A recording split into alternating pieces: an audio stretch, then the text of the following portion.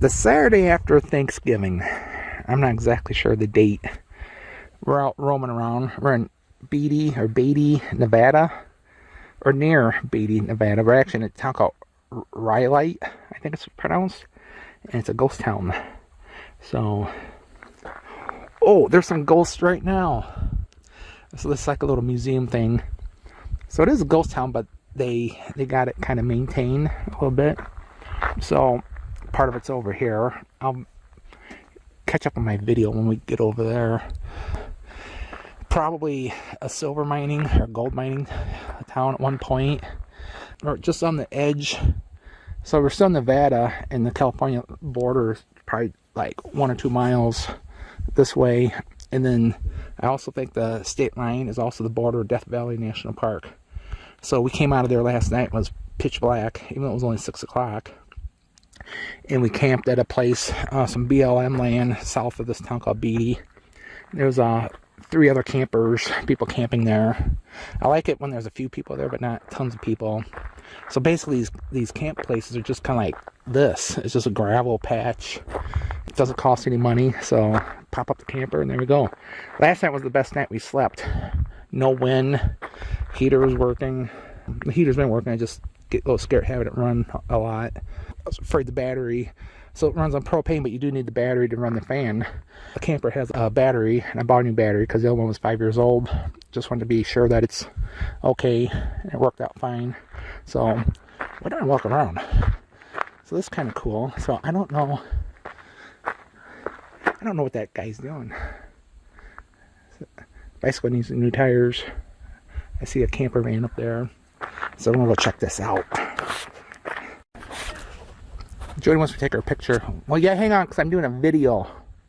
So this thing over here is a tribute to a guy named Shorty Harris. Apparently he was a prospector here in Rhyolite, how we pronounce it. And of all weird things, he had a pet penguin here in the desert.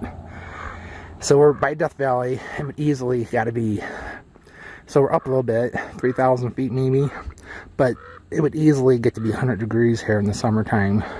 So how a penguin like the desert, I don't know. So now you know that rest of that story, as Paul Harvey would say. So I thought you wanted me to take your picture. Well, I did, but You change your mind. See, if you put stuff off long enough, the problem just goes away. This is the Tom Kelly house. So the Tom Kelly house is made out of bottles. So all those little round thingies are bottles. So I've seen this on TV before. We didn't know that until last night. I didn't realize this house was right here. I knew there was a house in Nevada made of bottles, but I didn't know it was right here. So apparently just used bottles and mortar. There's Tom's cat over there walking around. It's a pretty cool little thing. So Rhyolite, they actually got to protect it. They got to protect it.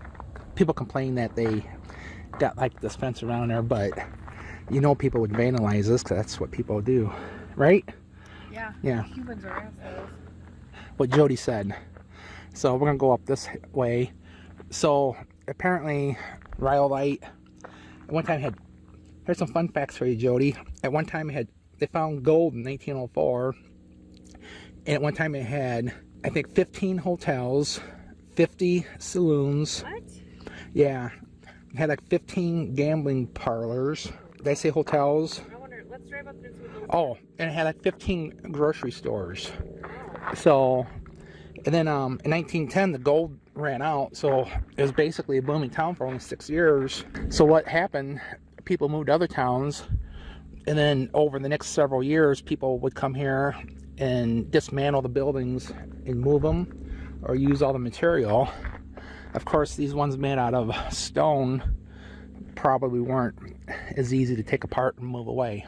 So kind of weird. This town was only here for like 6 years, and within 6 years 15 grocery stores and 15 hotels popped up. Pretty cool. So somewhere in these mountains there used to be gold.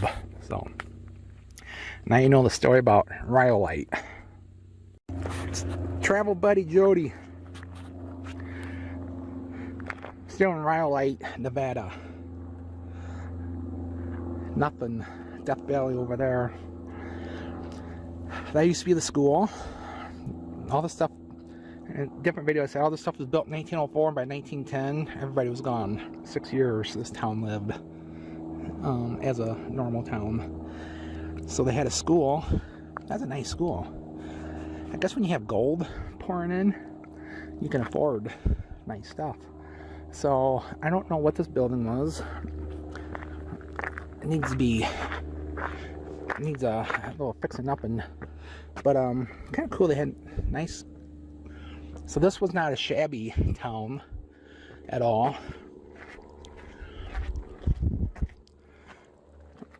So there's a foundation of that. And that over there was the HD&LD Porter building. The only reason I know that is because it says HD&LD Porter, 1906. I wonder if HD&LD knew that, the Porters knew that they'd build that nice building, and within 6 years, there'd be no use for it. It'd be obsolete, and end up caving in. Probably not. I'm gonna have to Google that. So the only problem with this town is that they have nothing saying what stuff is. But so you have to do your research before you get here, and quit telling me to hurry up. We should hike into the desert. Maybe not. So anyhow, I was saying that I wish I knew what these things were. There are some plaques. This was the bank. So it wasn't just a regular bank, it was like a 3-story bank. Pretty cool. And that building that I was just looking at was a jewelry store. I wonder if they sold gold there. So everything is pretty well gone. There's some other buildings out there. There's something.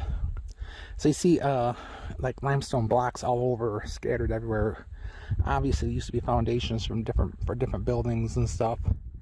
So it said look out for rattlesnakes out there. Too cold for rattlesnakes, she says. Looks like there's a bathroom up there. Might go check that out, see what their bathrooms look like in 1904. So we're gonna head up to that building and then see what else is up that way. We're still in Rhyolite, Nevada. Ghost Town. Population 0. I think. I don't think anybody lives here. There's like a building over there. It looks almost like somebody could live in it, but I don't know. So it looks like an old, so there's 3 railroads that went to this town. But what's cool is like this was a casino. So this was built around between 1904 and probably 1910. And it probably only operated for less than 4 or 5 years before the gold dried up, and they... Did it say what year this was built, Helper? No, I only know it's a casino because it's written up there. Oh, I thought she knew. I can see something that says casino at the bottom. Oh, so at the bottom there, or top there, it says something casino. Yeah, like I said, that this probably only functioned for a couple years. And apparently it was like, did I say 50 casino? No, 50 bars or saloons and 15... What year was this built? 1904. So did they put gutters on in 1904? They're pretty fancy. They probably did it to collect water, since we're in the desert. So apparently these buildings all had indoor electricity and indoor plumbing in 1904. So that tells you like how much money was in this area.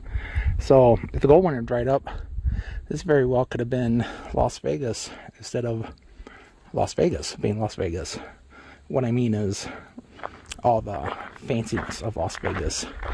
So yeah, so there's 3 railroads that ran to this town, or through the town. Probably 2 here to bring people. Apparently Union Pacific must have had a rail line that came through here. The reason why I know that is because there's a Union Pacific caboose right there, built out of wood. So it's pretty cool. So we're gonna keep making our way down this way. I don't think we're gonna drive down there. It's a pretty rugged, rough gravel road. I don't want to drive down there with the topper or the camper on there. So, all right.